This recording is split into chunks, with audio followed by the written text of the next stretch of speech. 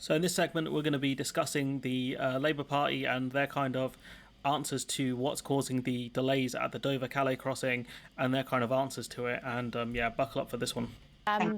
What do you blame for what happened in Dover over the weekend when some kids were in a coach for up to 20 hours, not able to get across the channel?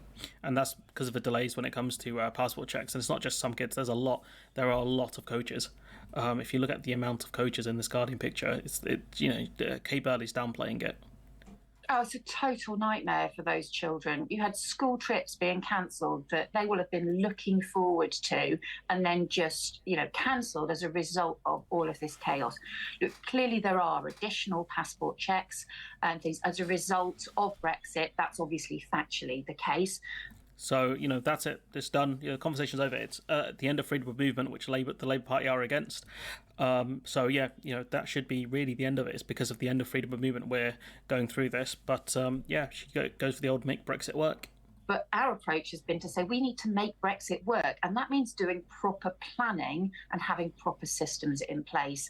And it's just incomprehensible that the Home Secretary, the Transport Secretary failed to work with the Port of Dover, with the French authorities to have proper planning in place for coach parties, because that's what it comes down to, is the arrangements for coach parties. They ought to be able to get a grip and work together, but we need some leadership, again, from the Home Secretary, rather than her just blaming everyone else, which sadly is something that the Conservative ministers keep doing.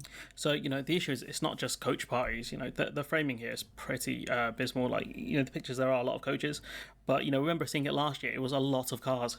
It was a lot of cars that get gummed up as well. I think there might be more coaches going because there'll be more school trips being organised, but it's not just down to coaches. And the fact is, she can talk about all of this kind of stuff, Conservative Party planning failure and all this stuff, but when it comes to offering solutions, the Labour Party doesn't offer much. Work with the French. The French did say, look, do you want to expand your port facilities and increase the amount of French staff? Obviously it would come at a cost, but it would be a way to ease the pressures on the Dover port.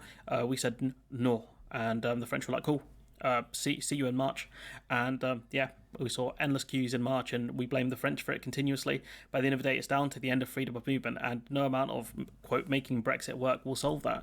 And we go to everyone's favourite kind of Lexiteer here, Lisa Nandy, who talks absolute drivel. The government has known for a very long time that they needed to make sure that there were resources in place to deal with additional paperwork checks. The point is not whether we left the European Union or not. The point was that we left with a government that made big promises and once again didn't deliver. And I really feel the point is that we did leave the European Union. That's what's caused this mess. I don't really remember the government saying there'll be no queues at the Port of Dover, or there won't be massive backlogs. I don't remember the government actually ever claiming that, to their credit. I could be wrong, but I don't remember Boris Johnson or anyone claiming there won't be massive log jams at Dover. For the families that are trying to get away for a Easter break, people who've been caught up in this chaos, people whose livelihoods are threatened. It didn't need to be this way, and if the government got a grip, got down to brass tacks and started doing their actual job, to do what? It didn't have to be this way. I mean, it was always going to be this way. You were always going to face massive port delays because of the end of freedom of movement, because passports take time to be processed. It takes around 2 to 3 minutes for each passport to be processed. And if you've got, if you've got hundreds of people, potentially thousands of people going across that way, if we look at this picture of the amount of ferries going across, there are loads of them, each one full of, say, around 30 to 50 people. You're talking 2 minutes per person. And I'm not going to do the maths on it, but massive delays. So even if you increase the amount of staff and the booths in the Dover port, that will help. It will help, but it's not going to resolve the issue. Making Brexit work is about damage limitation, but you won't be limiting that much damage because the damage is that bad that you have people waiting for hours. I think there was one story about Kay Burley was talking about it, 20 hours on a coach. They mentioned it before, 20 hours. If you increase the staff, it's not going to resolve that issue. At the end of the day, it's down to the processing times it takes for each passport. And the fact is, without freedom of movement, that time has gone up.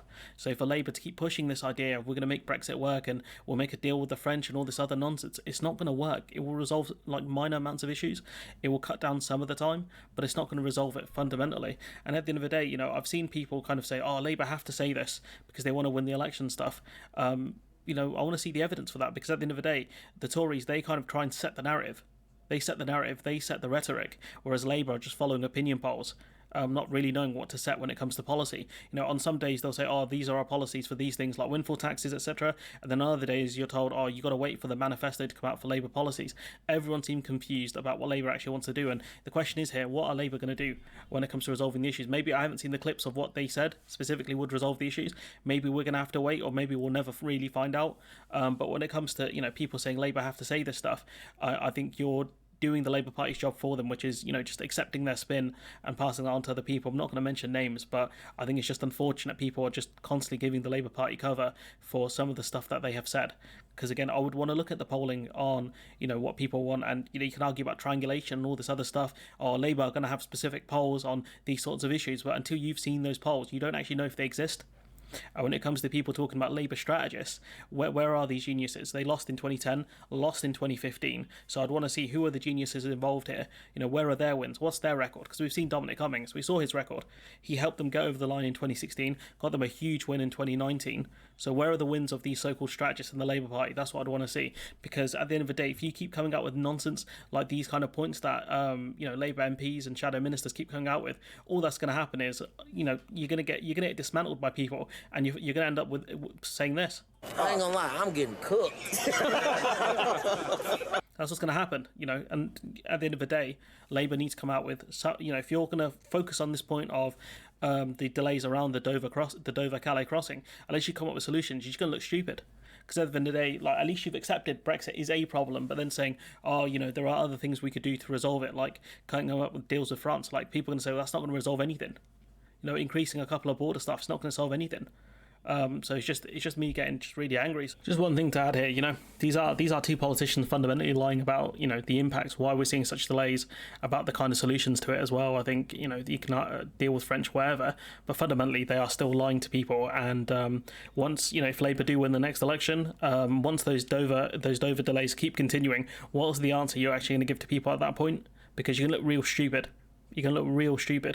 And that's what you're going to be looking like at the end of it. But yeah, I'm just getting sick of just people letting Labour get away with lies, to be honest. I do my best to hold the Tories accountable, but at the end of the day, it's anyone can get it at this point. I don't really care. Yeah, they're out here to win an election, but I'm not gonna let them get away with lies, especially not to me or my audience. But carry on with the rest of the video.